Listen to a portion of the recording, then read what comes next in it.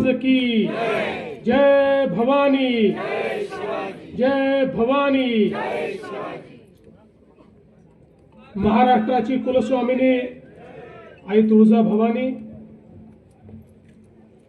ज्यांनी शिवरायांना घडवलं त्या जिजाऊ माँसाहेब, हिंदवी स्वराज्याचे सरसंस्थापक, अखिल हिंदुस्थानचे आराध्य दैवत छत्रपती शिवरायांना मानाचा मुजरा करतो। स्वराज्य रक्षक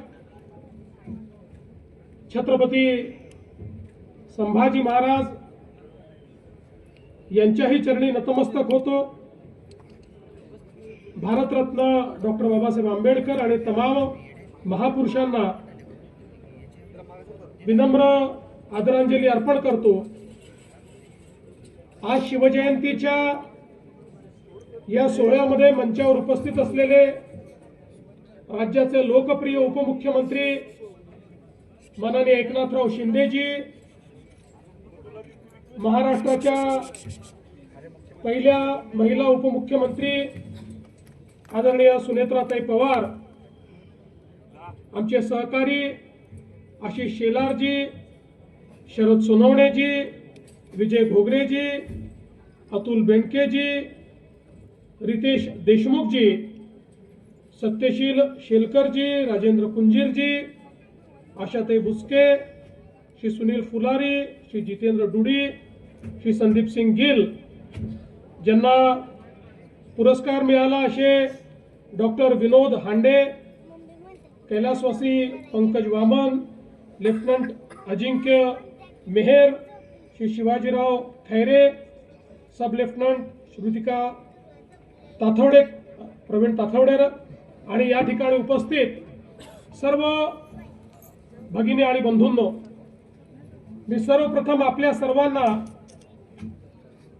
शिवजयंतीच्या खूप खूप शुभेच्छा देतो आणि जगभरातल्या शिवप्रेमींना या शिवजयंतीच्या निमित्ताने अशाच प्रकारे महाराजांचा आशीर्वाद आणि प्रेरणा मिळत राहो अशा प्रकारची प्रार्थना करतो।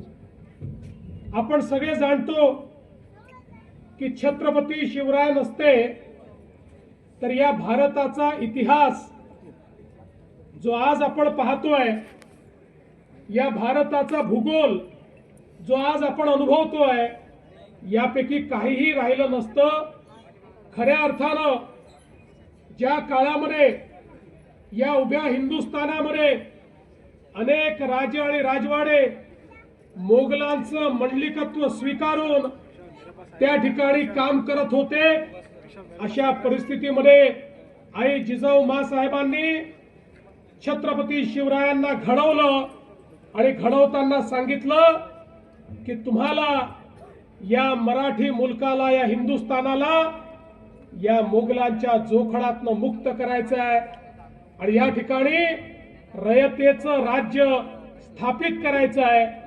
आणि आपल्याला माहिती आहे छत्रपती शिवरायांनी 18 पगड जातीच्या तमाम मावळ्यांना एकत्रित करून एक अशी फौज तयार केली, ज्या फौजेने या ठिकाणी खऱ्या अर्थानं स्वराज्याची स्थापना केली। आणि छत्रपती शिवरायांनी सांगितलं, हे माझं राज्य नाही आहे, हे रयतेचं राज्य आहे। तुम्ही जे लढता आहात हे मला राजा बनवण्याकरता लढत नाही, तुम्ही जे लढतात ते देव, देश आणि धर्माकरता लढता आहात। तुम्ही जे लढतात ते सामान्य माणसाला या मोगलांच्या जोखडातनं मुक्त करण्याकरता लढतात। आणि म्हणून एक असं राज्य महाराजांनी स्थापित केलं ज्या ठिकाणी समता होती, ज्या ठिकाणी प्रत्येकाला सन्मान होता, ज्या ठिकाणी अन्याय नव्हता, अत्याचार नव्हता, ज्या ठिकाणी महिला सुरक्षित होत्या, ज्या ठिकाणी शेतकरी समाधानी होता।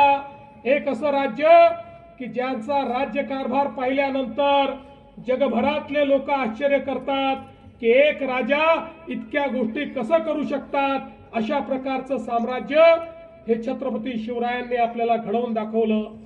शिंदे साहेबांनी सांगितलं कशा पद्धतीनं महाराजांनी या ठिकाणी वेगवेगळ्या व्यवस्था उभ्या केल्या. मग राज्य चालवण्याकरताची व्यवस्था असेल, 50 प्रकारचे कर संपवून एकच कर आणि तो कशा पद्धतीनं वसूल होईल याची कर पद्धती असेल, पाण्याचं नियोजन असेल, जंगलांचं नियोजन असेल, आणि एवढंच नाही तर भारताच्या इतिहासामध्ये हा पहिला राजा होता, आमचा राजा, की ज्यांनी ओळखलं की आपला पुढचा शत्रू हा समुद्राच्या मार्गाने येणार आहे आणि त्यामुळे जलदुर्ग बांधून आपल्या पश्चिमी किनाऱ्याला संरक्षित करण्याचं काम हे छत्रपती शिवरायांनी केलं. आणि पहिल्यांदा पोर्चुगीजांचा पराभव केल्यानंतर जोपर्यंत छत्रपतींचं शासन होतं तोपर्यंत समुद्री मार्गे येण्याची हिम्मत कुठल्याच देशाच्या कुठल्याच आक्रमकांनी त्या ठिकाणी केली नाही. अशा प्रकारचे द्रष्टे आपले छत्रपती शिवराय होते. आणि म्हणूनच आज खऱ्या अर्थानं ज्यावेळी छत्रपती शिवरायांची जयंती आपण साजरी करतो आणि ती देखील ज्यावेळी आपल्या देशाच्या प्रधानमंत्र्यांनी आपल्या शिवनेरी सहित महाराजांचे 12 किल्ले जागतिक वारसा स्थळ म्हणून त्या ठिकाणी नॉमिनेट केले आणि जगातल्या 27 देशांनी एकमताने मतदान करून या ठिकाणी संपूर्ण जगाकरता होय हे जागतिक वारसा स्थळ आहेत अशा प्रकारची मान्यता दिली. आमच्या आशिष शेलारांनी ते प्रमाणपत्र देखील या ठिकाणी घेतलं. त्यामुळे आता आपले शिवराय हे जागतिक होतेच, पण आता जगाने देखील मान्य केलंय की त्यांनी निर्माण केलेले किल्ले हे जागतिक वारसा स्थळ आहेत. अशा प्रकारचा जागतिक वारसा निर्माण करणाऱ्या शिवरायांची प्रेरणा आपण घेतो आणि म्हणून आवश्यक आहे त्यांनी दिलेल्या मार्गावरच आपल्याला चालावं लागेल. त्यांनी दिलेला मार्ग हाच मार्ग विकासाचा मार्ग आहे, तो प्रत्येकाच्या उत्थानाचा मार्ग आहे. मला या गोष्टीचा अभिमान आहे. या शिवनेरीवर आमच्या अजितदादांचं प्रचंड प्रेम होतं.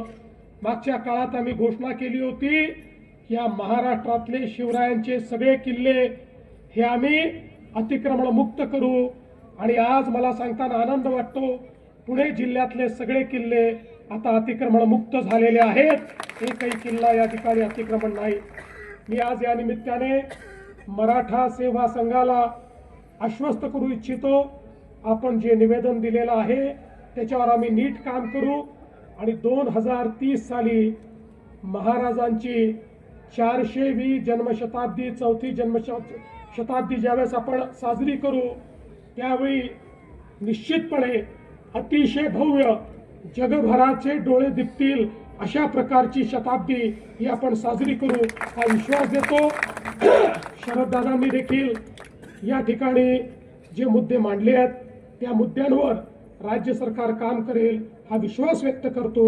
आणि पुन्हा एकदा आपल्या सर्वांना शिवजयंतीच्या शुभेच्छा देत माझं बोलणं संपवतो. जय भवानी, जय शिवाजी.